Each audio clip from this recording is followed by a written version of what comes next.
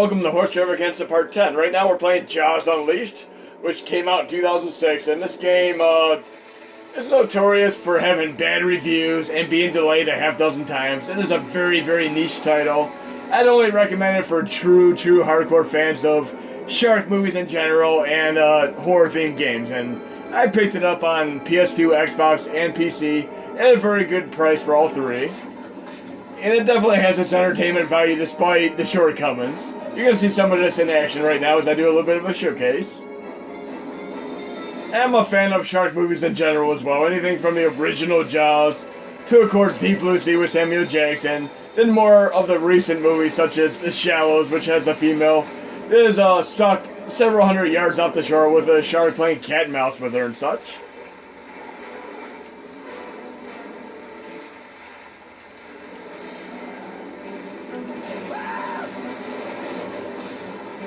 Definitely has its gratuitous violence and gore.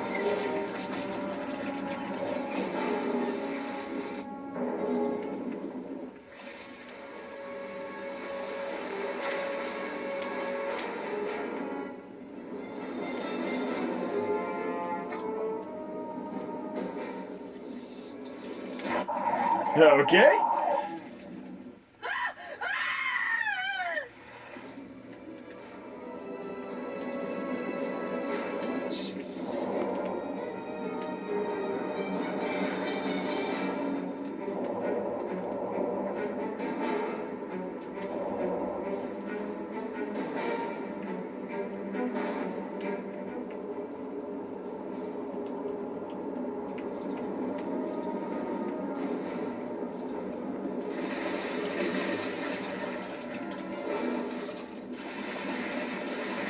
They don't know it's about to hit them.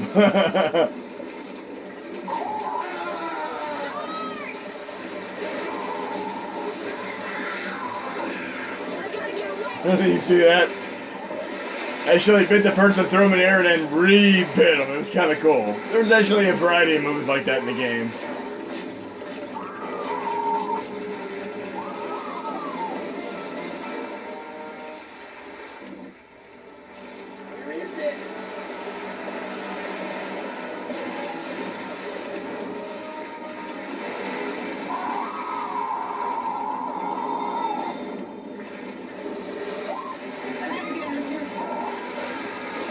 Okay, enough of mayhem here. Let's actually beat the stage now. We're going to take out the pier, which is very much like the game Blast Corps, which Rare made on Nintendo 64. One of my favorite games, but there were stages where you had to destroy everything. That's essentially what you do in some of these stages here.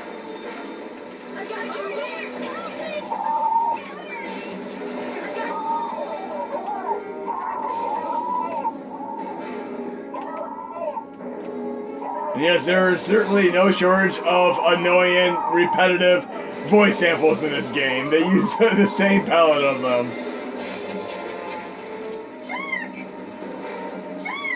They're actually very, very over the top and silly and crack me up every time I hear them.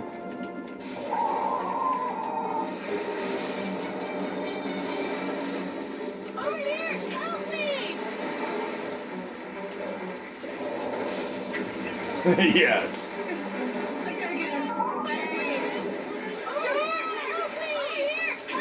I'm just a dolphin, man. No, you're that lion shark. Meant to say land shark. Remember that Chevy Chase kid on Saturday Night Live? Very, very funny stuff.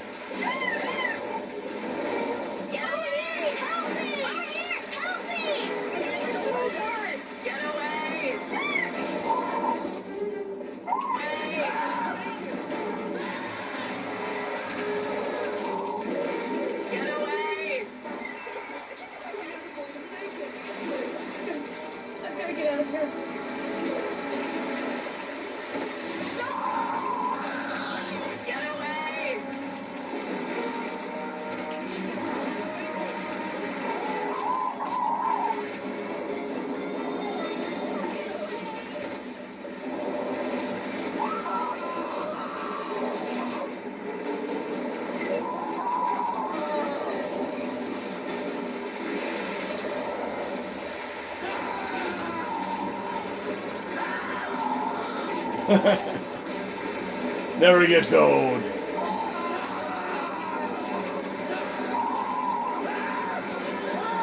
You can actually selectively target the victims in the game too. You can go for their left arm, their right leg, their left leg. It's actually kind of funny that way.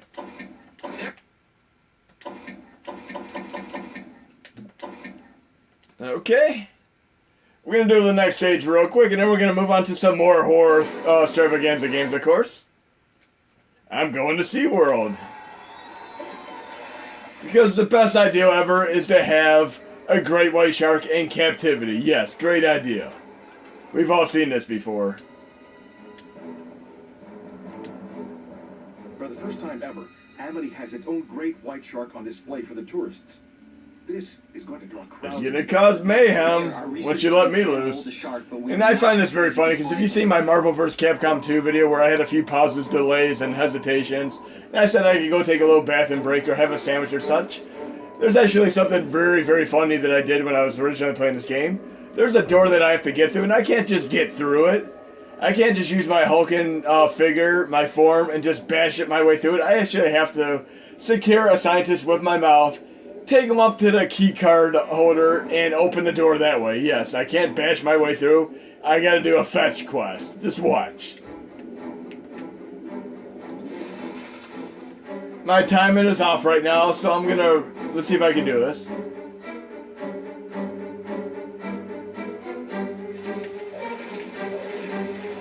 I'm going to reload the checkpoint. This is a very, very invaluable asset in the game. Reload checkpoints if the timing's off.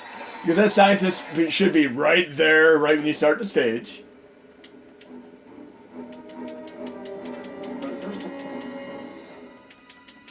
But yes, I cannot use my Hulking form just to bash through. I have to actually secure this guy. There he is. I have to take him over to this key card here. How silly is this? And I ate him because I held on to him too long, so I'm going to restart the checkpoint one more time.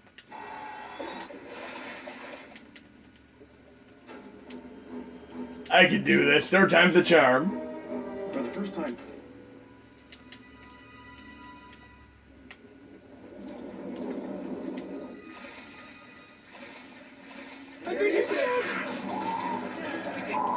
There we go. Now I have a limited amount of time to get to that door. Again, I cannot just smash through that door. I have to actually get a key card to get through it, which is absurd.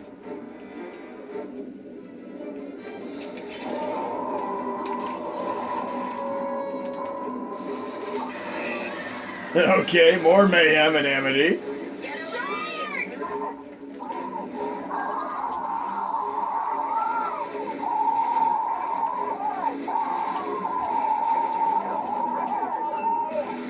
Despite the obscenely low ratings for this game, I actually thoroughly enjoyed it, as I mentioned earlier. Definitely get a few good laughs out of this game. But again, there's definitely a distinctive frustrating factor because some of the stages can take you dozens of attempts to even know what you have to do. It is not very, very intuitive.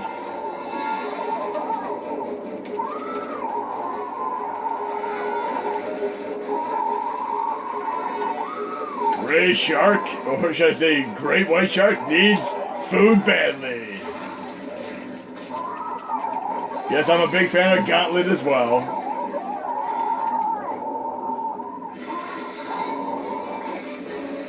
I actually need to break through here to get to the next stage. Should I say next area in the stage. Not very intuitive. But yes, that's what you have to do, is just break through here.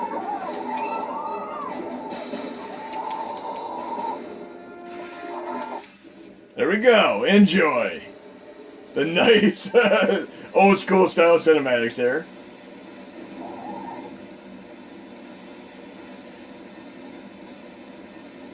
For the record, some of you might be familiar with the recent shark movie called 47 Meters Down.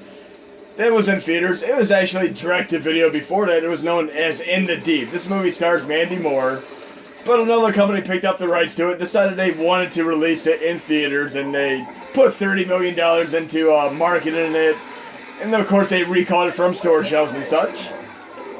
It was actually a pretty cool movie. I enjoyed it.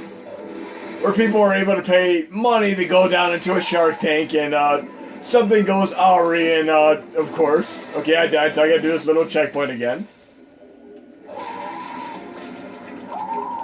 When I first played this game, I didn't know it was actually killing me. It was actually piranha that are flying around, and they're not animated so well, so you don't know they're actually like there, but yes, they're actually piranha attacking me.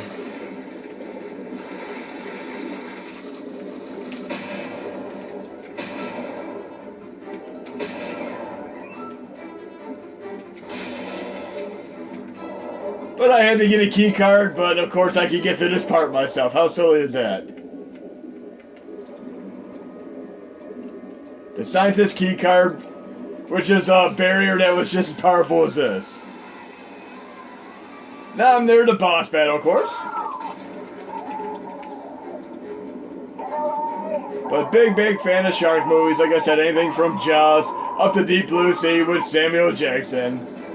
The Shallows, where the girl was trapped off the shore several hundred yards. I mean, I can't say enough about that movie. I thoroughly enjoyed it. Okay, Shamu, Orca, Killer Whale, here we go.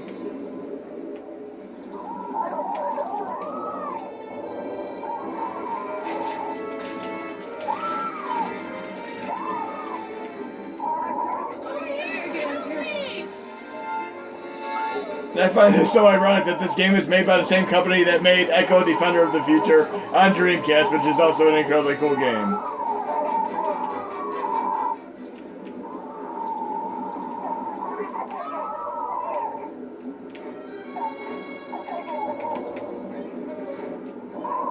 Oh, did I say the camera angles are so fantastic in this game?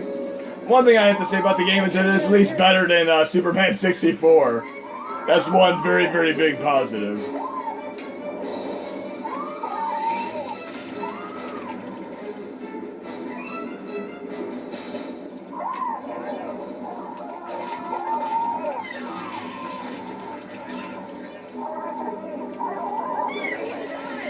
Looks like Shamu got one on me that time.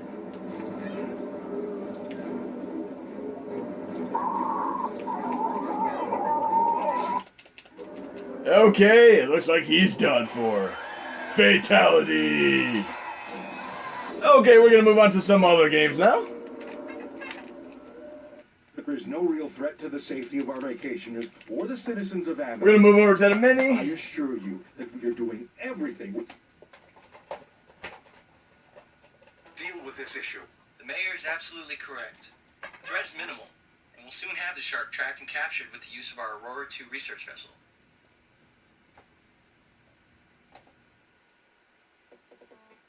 Okay, and there's also a game called Jaws on the NES, which is actually kind of a cool game. Essentially, you're going throughout the game, trying to level up and be powerful enough to take Jaws out, but you can actually manipulate the entire game quite easily. You can literally just stay on the bottom of the stage like this and easily bypass all the stages. You can beat this game in probably 15 to 20 minutes if you run and have a nice smooth run.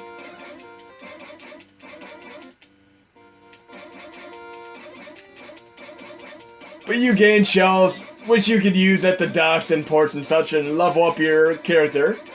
And you want to get enough power to be able to take Jaws out. And some of you might remember the stages in Go-Go 13, which were a little bit like this. The helicopter and underwater stages. Okay. And look, I can actually be invincible to Jaws here. Jaws cannot touch you if you're at the very top of the screen, which is kind of funny. I can hit him and then move to the top of the screen again. This is kind of a design flaw in the game. Look, I can hit him and then go right above him. He can't touch me.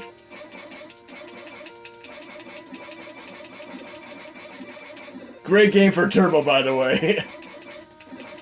But speaking of other shark games, we're going to go to an arcade game that I actually found incredibly cool. That is a shark-oriented game. Goes with the theme of the shark games we're playing right now.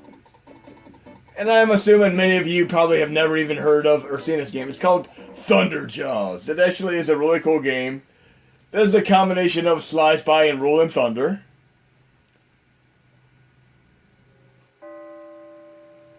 We're going to do a bit of a 2-player mode activate on this one. And yes, I'm still going to do an H-mod to help you guys and gals out with doing some of these games like TMNT Simpsons and X-Men and such, and 2-player mode. And I got a kick out of their creative choices as far as what gets to be blown up or destroyed or gore. I mean, look at this when I destroy the sharks, how gory they are. But I shoot the male scuba divers and nothing happens to them.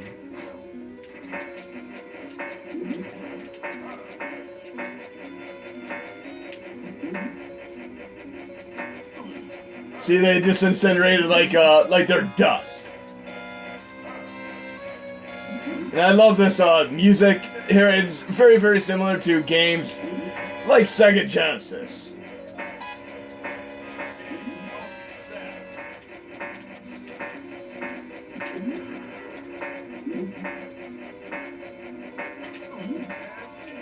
But yes, I destroy the sharks and they fall apart in blood and gore.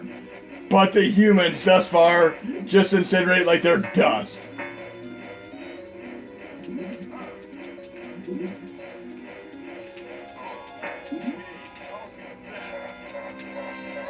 If you hear the digitized speech, it's actually really silly and over the top too, because there's a specific word that happens when your character dies that actually sounds pretty perverted. You'll hear it when I go into this next stage.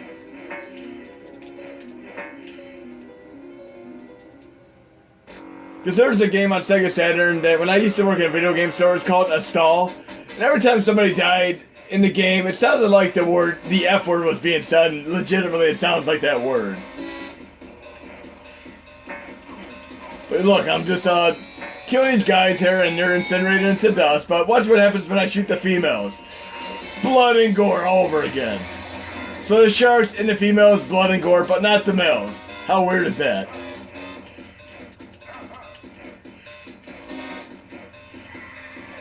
But when your character dies, it actually sounds like it's saying a bad word. It really does.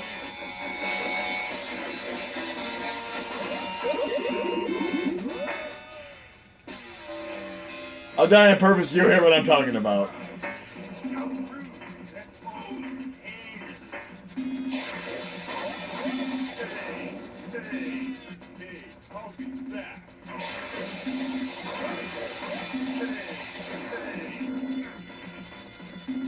You hear it one more time.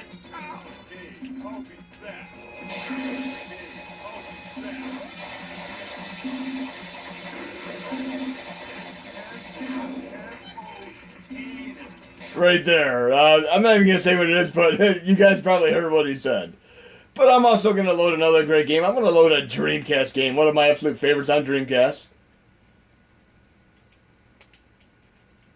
And it actually runs on the core, which is incredibly awesome. I'm doing a dummy photo method right now. We're going to be playing Zombie Revenge. And I love Zombie Revenge because it is essentially Resident Evil without having to get the ribbons for the typewriters. I mean, come on now. If I want to take out zombies, do I really have to go around finding typewriter ribbons? I mean, it is a great game, but I love the ability to play a game like Zombie Revenge, where I can just take out zombies, and this is very, very similar to Resident Evil 2, or is more action-packed than Resident Evil 1, but I love the entire series, but like Evil Within, I love having more action and extreme violence from the get-go, rather than having to do a little bit of backtracking and finding typewriter ribbons. So this is more of an arcade-style Resident Evil game. But yes, it is one of the games that runs. I'm going to be doing much, much more in the way of Dreamcast, and hopefully we'll have more games running at a more optimal frame per second and such, but it is what it is for now. But this game is incredibly cool, and I'm very, very happy that it works on this core. And one thing to note is anytime you're playing any kind of CD-based game, make sure it's not compressed. They cannot be compressed. The general rule of thumb is anything that is on the cartridge can run compressed. Anything that is a floppy disk or like a computer game or a CD-based game, I'd recommend not having compressed. I'd run them uncompressed. It works for the better. So PlayStation 1, Dreamcast, Sega CD, TurboGrafx CD don't have them compressed. And I'm talking 7-zip compression. I'm not talking like CSO or CHD. That's a different type of compression. But here we go, great zombie game.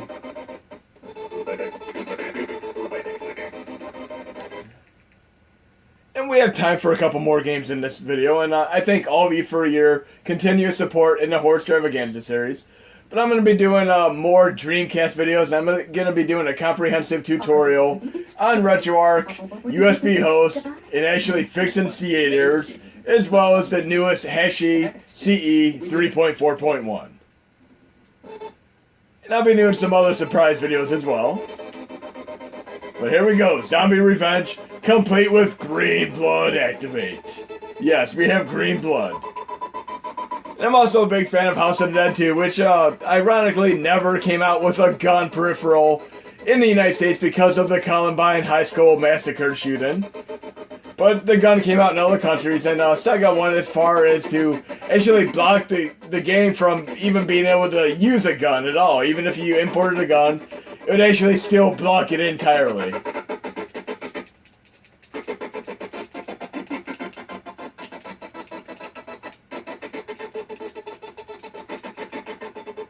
But very, very happy to be able to play this game. I mean, it is what it is. Complete with green blood. And the other game that I used to love on this system was actually Typing of the Dead. That was so funny. And the people who made that game had a tremendous sense of humor because they had a lot of STDs as words that you type out, like gonorrhea and stuff. It was absolutely silly and over the top. And I always played the most incredibly difficult mode on that game each and every time I played it. Here we have one of those sandwich level things there. Okay, I actually exited the game accidentally there. We're going to move on to another game here. We're going to play Spider-Man the video game.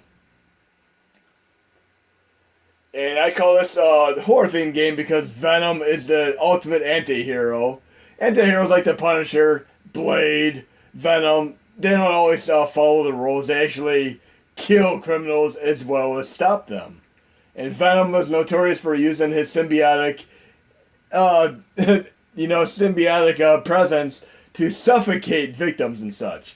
We're going to do a bit of a 4-player activate mode right now. Spider-Man.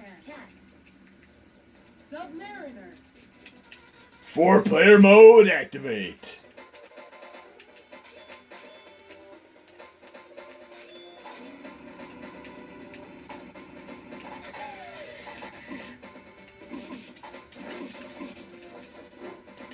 And it starts out like your typical brawler like Final Fight and Streets of Rage and such, but it actually has a little bit of a variety to the stages, as you're going to see when I get to the first boss battle here.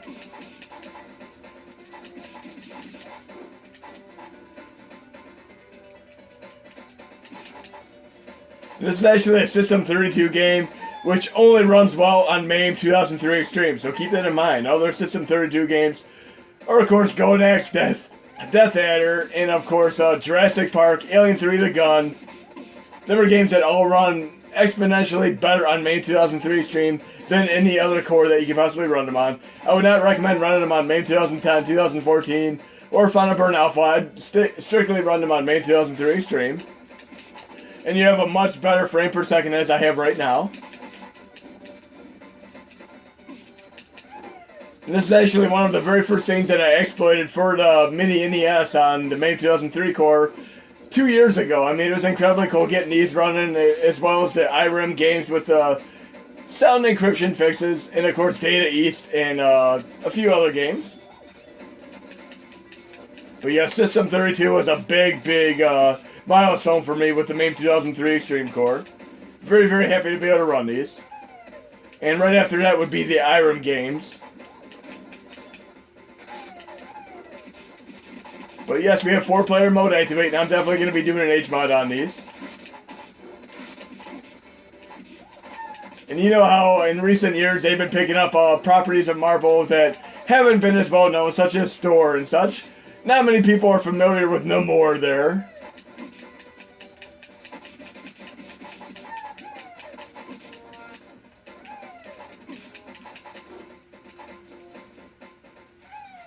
Okay, here's where the game gets really, really cool. Right after I get past this first boss battle here.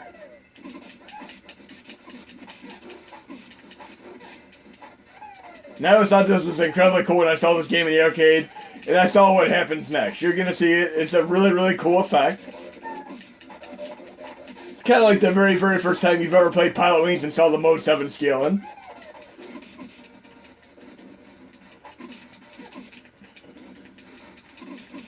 But yes, I'm definitely looking forward to that Venom movie that's coming out later this year. And again, there's going to be a lot more work done on the Dreamcast core. Hopefully we'll be able to get it running much better over time.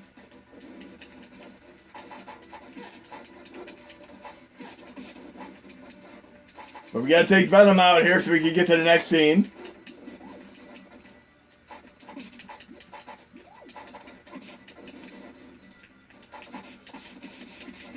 Okay.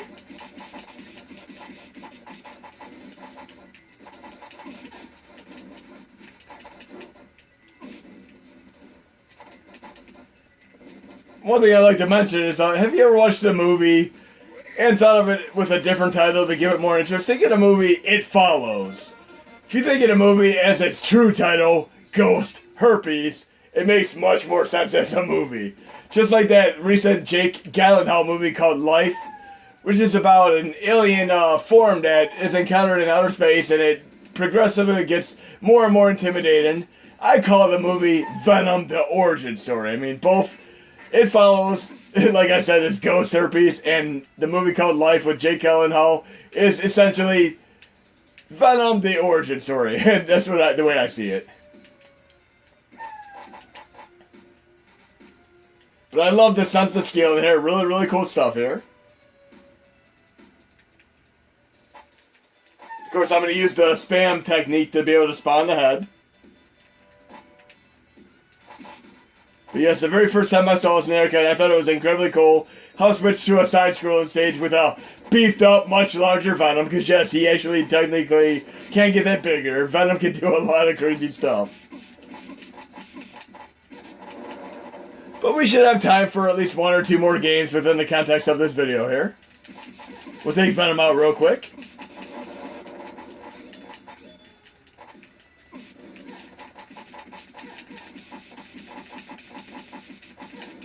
Much quicker 4-player mode activate.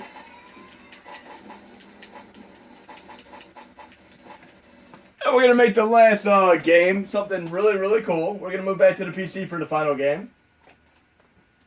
You might remember the HD NES game.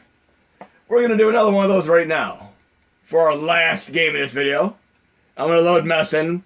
And this is going to be posted to the Mega NZ link, of course. I'm going to turn the volume up a little bit so you can enjoy this more. And this is essentially the original NES game, Metroid, with complete replaced sprites and such. We're going to go full screen for this.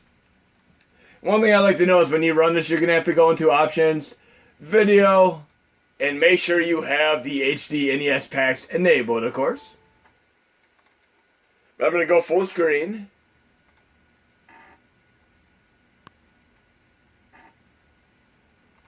And let's get the show on the road.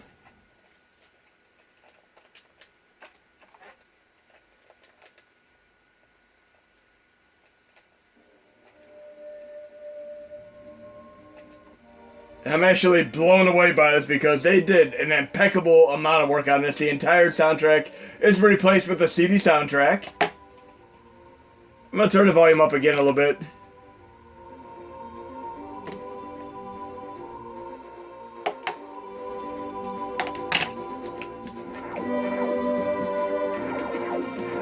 Yes, it's the original NES Metroid game with a complete HD sprite replacement as well as a full CD soundtrack. Incredibly awesome.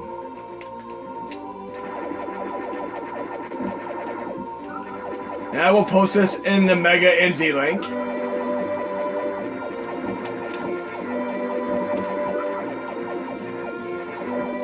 And the cool thing is it actually has a mini-map now.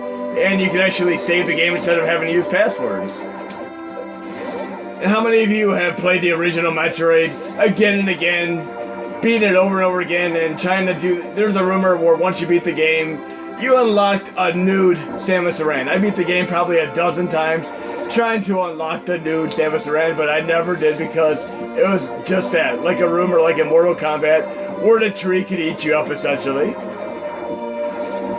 And yes, we're going to try to get these running better on the Mini NES and SNES because we need our messin on the NES, Mini NES and SNES. But absolutely digging this. Very, very cool. Reminds me of the very first time that I played Metroid Zero Mission, which is also incredibly cool. Hit a few elements of the original, as well as Metroid Prime. And yes, I've beaten this game so many times. Once I do Justin Billy, I could probably beat the game in about 15 to 20 minutes after doing that code. Since you just have to take out Raid and then Kraid and then Ridley and then go right to Mother Brain.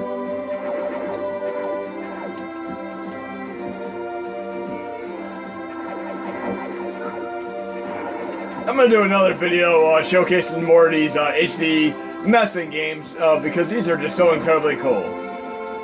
And this game was actually held in limbo for a while they were finishing it. I'm very, very pleased with the results because this is a 10 out of 10 for me right now.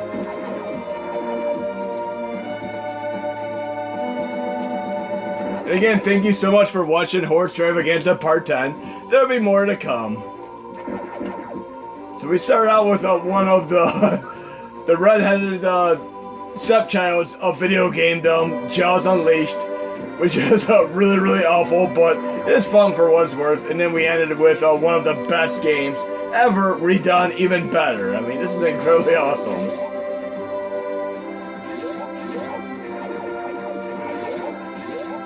And we need to get our 60 frames per second running on the Mini, without a doubt.